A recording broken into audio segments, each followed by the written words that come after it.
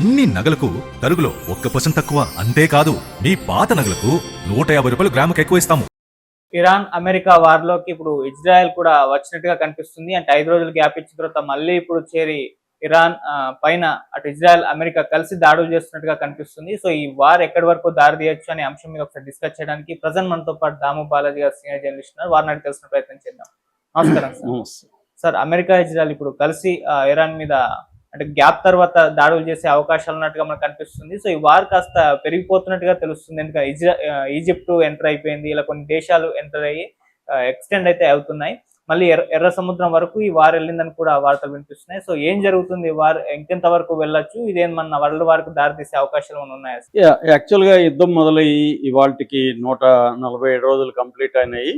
So మనకి మామూలుగా అయితే ఏప్రిల్ 8న సీజ్ ఫైర్ యుద్ధ విరమణ అనేది, కాల్పుల విరమణ అనేది ఏప్రిల్ 8న ప్రకటించారు. దాని తర్వాత జూన్ 17న ఎంఓయు సంతకాలు జరిగాయి ఇద్దరికి. అంటే ఎంఓయు 60 రోజులు ఉండాలి, ఎంఓయు కాలంలో ఫ్రీగా వదిలేయాలి, హార్ముజ్ జలసంధిని ఫ్రీగా షిప్పింగ్ వెళ్ళాలి. మీ లలిత వారి ఆషాఢం శ్రావణం ఆఫర్. అన్ని నగలకు తరుగులో 1% తక్కువ. అంతేకాదు మీ పాత నగలకు 150 రూపాయలు గ్రాముకు ఎక్కువ ఇస్తాము. రెండింటినీ కలిపితే నగ ధరలో 2% కన్నా ఎక్కువే సేవ్ చేస్తారు. అసలే మీ లలితలో తరుగు చాలా చాలా తక్కువ. తర్వాత అమెరికా అప్పటి వరకు చేసిన సముద్ర దిగ్బంధనాన్ని కూడా విరమించుకుంటుంది. అట్లాగే అమెరికా ఆంక్షలు ఇరాన్ మీద ఎత్తివేస్తుంది. ఇవన్నీ అనుకున్నారు, ఓహో బాగానే ఉంది, మంచిగానే జరుగుతుందని అందరూ అనుకున్నారు. కానీ సడన్గా ఏమైంది, ఇరాన్ 2-3 షిప్పుల మీద అటాక్ చేసింది, తమకు చెప్పకుండా వెళ్తున్నాయని చెప్పి. దాంతో మళ్ళీ గొడవలు మొదలైనవి. మళ్ళీ రద్దయిపోయింది, ఎంఓయు లేదు. అమెరికా కూడా దాదాపు వరుసగా 13 రోజుల పాటు ఇరాన్ మీద వరుస దాడులు చేసింది.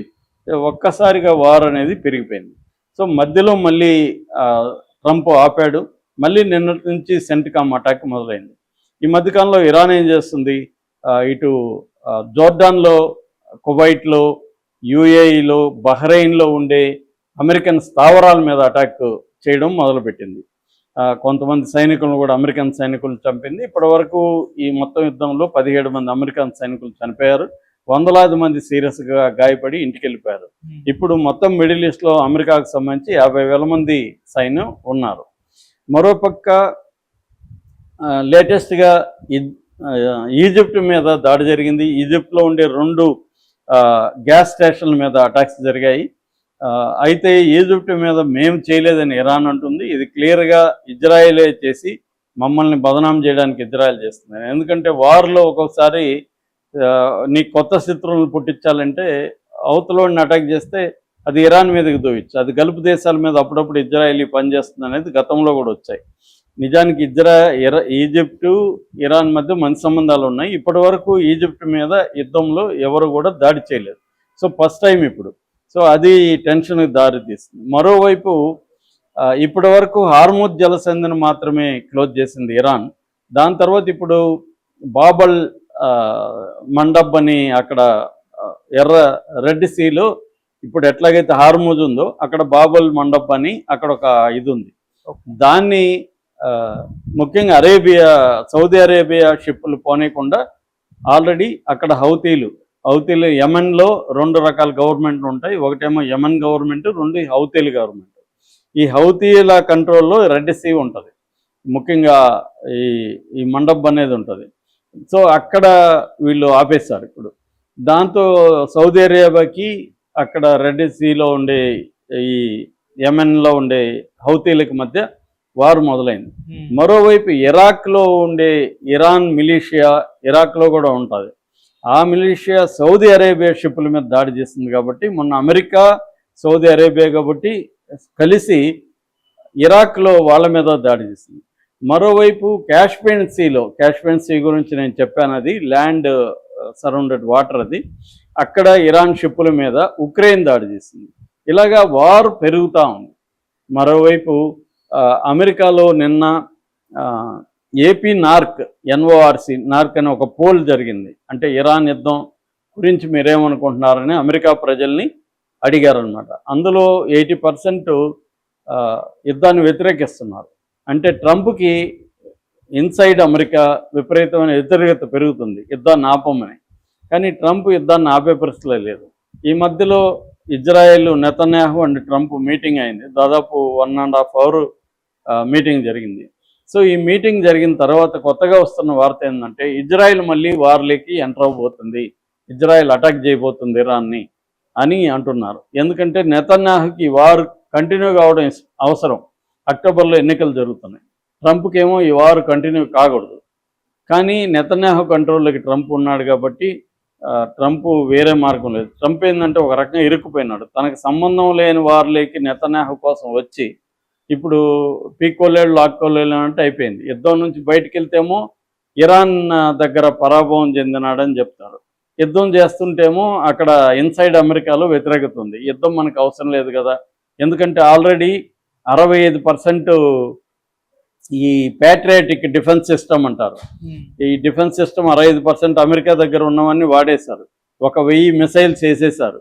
అంటే టోటల్గా అమెరికా డిఫెన్స్ సిస్టంలో దాదాపు 50% దీంట్లో ఖర్చు అయిపోయింది. అది ఇప్పుడు మళ్ళీ అవన్నీ తయారు చేయాలంటే టైము పడుతుంది, డబ్బులు కూడా $1 బిలియన్ ఖర్చు. ఆల్రెడీ ఉక్రెయిన్కి సప్లై చేయాల్సింది, ఎందుకంటే ఆ వార్లో రష్యాకి పోటీగా వ్యతిరేకంగా జరుగుతున్న ఉక్రెయిన్కి ఆయుధాలన్నీ కూడా అమెరికానే అందజేస్తుంది. సో ఈ నేపథ్యంలో ఇప్పుడు ట్రంప్ యుద్ధాన్ని ముందుకు తీసుకెళ్లాలా,